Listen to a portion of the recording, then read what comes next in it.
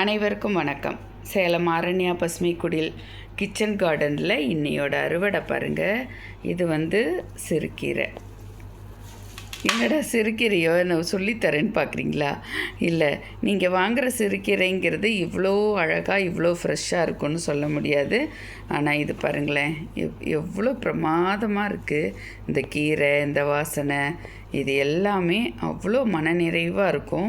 நீங்கள் இதுவே கடையில் வாங்கும் பொழுது அவங்க என்ன தான் இருந்தாலும் அவங்க அதை பாதுகாப்பு பண்ணியே ஆகணும்.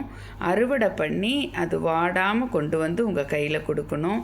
அதுக்காக சில தெளிப்பான்களையும் அல்லது அதில் குறைஞ்சபட்சம் தண்ணியோ அல்லது அந்த மாதிரி நிறைய தெளித்து தான் கொண்டு வர வேண்டியது இருக்குது.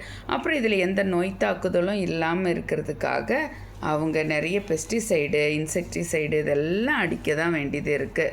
அப்படி தான் நம்மளுக்கு அந்த கீரை வருது. ஆனால் நம்ம கொஞ்சம் மெனக்கெட்டோம்னா போதும், நம்மளோட சின்ன சின்ன தொட்டிகளில் நம்ம இவ்வளோ அருமையான பிரமாதமான இந்த கீரையை எடுத்துக்க முடியுங்கிறதுக்கு தான் நான் இந்த வீடியோவை உங்களுக்கு பதிவு பண்ணுறேன். சரி, இதுதான் இதனுடைய முக்கியமாக அப்படின்னு கேட்டிங்கன்னா, இது மட்டும் இல்லைங்க. இதில் மிக முக்கியமான ஒரு குறிப்பு கொடுக்குறேன். ஏன்னா ஒரு கீரை வளர்த்தும் பொழுது அதில் என்னென்ன விதமான நோய் தாக்குதல் வரும், அந்த நோய் தாக்குதலை எப்படி எதிர்கொள்கிறதுங்கிறதும் நம்மளுக்கு சுலபமாக தெரிஞ்சதுனா தானே நம்மளுக்கு அதை குறித்து அச்சம் இல்லாமல் இருக்கும். அதனால் நான் இப்போ ஒன்று காமிக்கிறேன் பாருங்கள். இந்த கீரைக்கு ஒரு வில்லன் அப்படின்னு எடுத்துக்கிட்டால், அதுவும் குறிப்பாக அந்த சிறுகீரைக்கு ஒரு வில்லன் எடுத்துக்கிட்டால் இந்த பூச்சி தான். பாருங்கள், இது தெரியுதா? இதை அசுவினி பூச்சின்னு சொல்லுவோம். இந்த குருத்தில் இருக்கும். தோ தெரியுது பாருங்கள், தெரியுதா? இந்த மாதிரி குருத்தில் இருக்குது பார்த்திங்களா? இதுதான் இதோட மெயினான வில்லன்.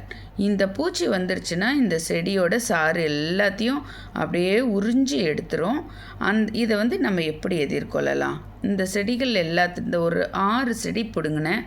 இந்த 6 செடியும் உங்களுக்கு காமிக்கிறதுக்காக தனியாக எடுத்துகிட்டு வந்தேன்.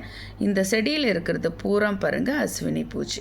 அப்போ இந்த அசுவினி வராமல் எப்படி தடுக்கிறது அப்படின்னா ரொம்ப சிம்பிளுங்க. நீங்கள் நம்மளோட ஒரு ஷாம்புவோ இல்லாட்டி ஒரு சோப்பு தூளையோ, நீங்கள் ஒரு ஸ்ப்ரே பாட்டில் இருக்கும் பாருங்கள், அதில் ஒரு பாக்கெட் ஷாம்பு 1 லிட்டர் தண்ணி அதை கலந்து இதில் தெளிச்சிங்கன்னு வச்சுக்கோங்களேன், இது தாராளமாக காணாமல் போயிடும்.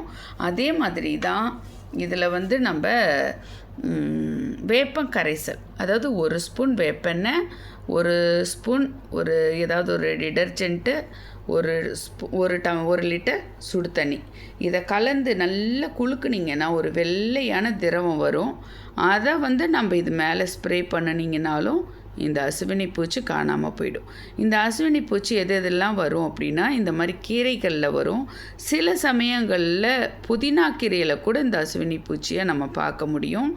அப்புறம் மிக முக்கியமாக இந்த லெகும்ஸ்னு சொல்லக்கூடிய இந்த பயறு வகைகள் இருக்குது இல்லையா, அவரை, கொத்தவரை, இந்த மாதிரி செடிகளில் இந்த பூச்சி வர்றதுக்கு வாய்ப்பு இருக்குது. அது வர்றதுக்கு முன்னாடியே நம்ம காக்கிறதுக்காக தான் இந்த மாதிரி சில ஸ்ப்ரேஸை நம்ம தெளிக்கணும்.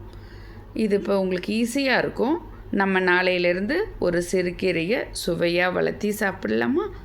ஓகே, நன்றி, வணக்கம்.